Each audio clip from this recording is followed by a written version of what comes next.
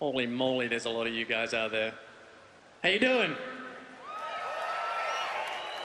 All right, I'm going to talk about crafting for a bit, but crafting is all about making items or making your existing items even more awesome. So I wanted to take a step back and look at the way that items were handled in Diablo 2 and what their item lifecycle was.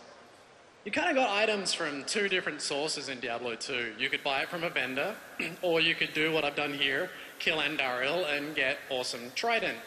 Once I've picked up that item, I'm probably going to, say, wear it for a while, but then it's going to get upgraded, and I can trade it to my friend for some gold, maybe, if I'm lucky, or I can sell it to Chassis here for some gold.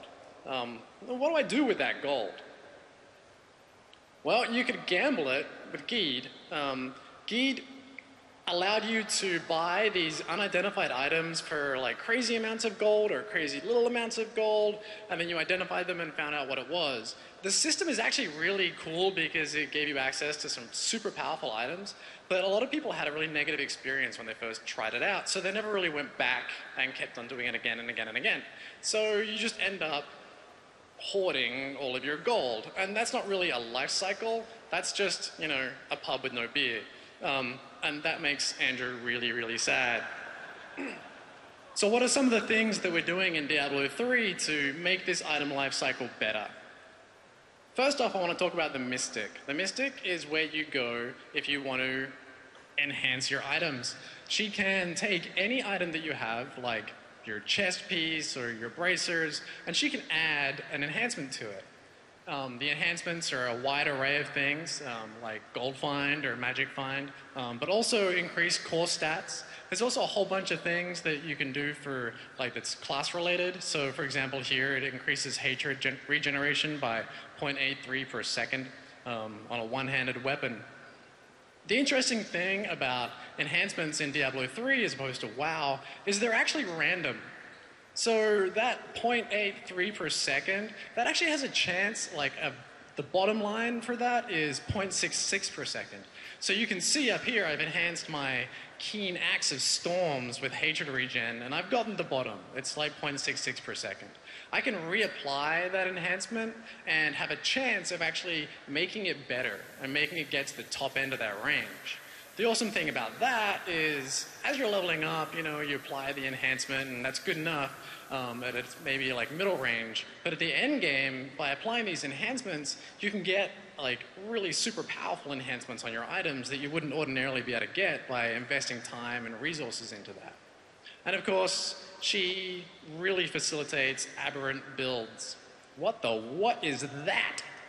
That is a demon hunter running around with a one-handed axe and a shield. Who the hell thought of that? We did. Because it's awesome, you know? Like, you don't always have to want to run around and play with ranged weapons. Maybe you just want to, like, spam Fan of Knives and Chakram and Vault everywhere and that sort of stuff. And the Mystic can allow you to do that. Ordinarily, you wouldn't be able to get hatred regen on a one-handed axe. But, hey, she lets you do it because she's kind of cool. And she levels up. She has 10 levels. Awesome artwork. We have amazing artists, by the way. Have you noticed? Yeah. She levels up. She has 10 levels. Every time she levels up, she gets more powerful enhancements. And she uses pages of training to level up, which you can get from killing monsters randomly in the world. The next guy I want to talk about is the Jeweler. This guy's Covetous Shen. He's a little bit shady, but if you have anything gem-related, he's the guy to go to. So what can he do? He can combine your gems. In the game, you have like 14 different ranks of gems. Gems can be put in sockets of your items, and they imbue extra properties. So like, you know, you want more experience, you can put a ruby in your helm socket, and that gives you plus X% experience for every kill that you make. The more powerful ones, of course, like are only found and able to be combined, so you're going to have to level him up to get access to those. He can also add sockets to items. This is great. Like, say I'm playing a bard and I'm like really loving precision and frenzy and kicking butt that way. and I get this item, and it's got tons of precision, or sorry, tons of like fury regeneration on it, but I need precision. So I add a socket to it, and then I can put the gem in there, which has the plus precision attribute. He also removes gems from items. This is actually, it's actually pretty cool. Let me give you an example here. Say you're like leveling up, you hit level 60, you've been having that plus experience gem in your helm the entire time, but you're level 60 now. You don't need experience. So you go to this guy, you have him take the gem out, you put the plus 20% life in there, because in Inferno you're going to need it. And then you can send that plus experience gem to your ult and then help level him up faster. Speaking of leveling up, the jeweler also levels up. As he levels up, he gets the ability to combine more powerful gems, higher ranks. He also uses pages of training to level up. So when you're like improving your like artisans, you're gonna have to kind of pick and choose which ones you want to focus on. Fortunately, they're account based, so you know you level up your barb to level 60 and you focus on the blacksmith the entire time. On the demon hunter, you level in, you jump in, and right there and then the blacksmith is already like level 10, and your mystic, you know, you can level her up separately. Talking about the blacksmith, we've spoken a lot about him already. He can forge items and craft, you know, things for you. What we haven't spoken about is he can actually craft legendary and unique set items for you. So these are things that you find in, say, normal difficulty. So here he's like making the Sanity's Edge. It's a legendary two-handed mighty weapon. This has actually come from a plan that you found when you were killing a monster. You took that plan to your blacksmith, you taught it to him, and now you can make that again and again and again. He can also make the unique set items. Now, this is a normal difficulty unique set. You're gonna, you know, find this in the world when you're playing normal.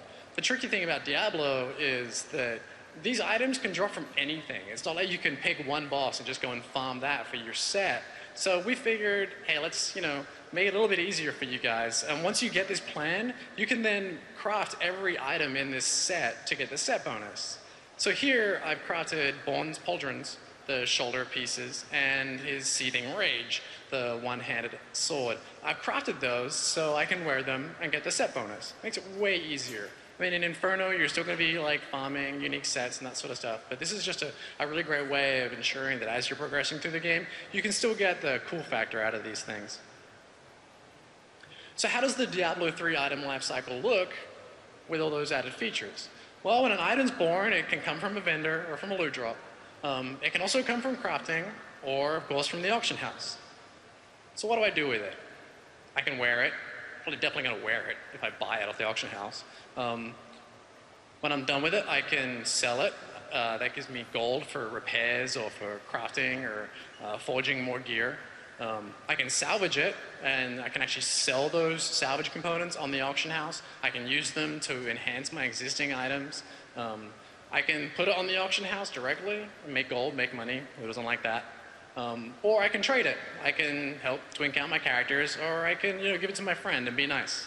It's not my style, but, you know, I twink. So what's an example of that?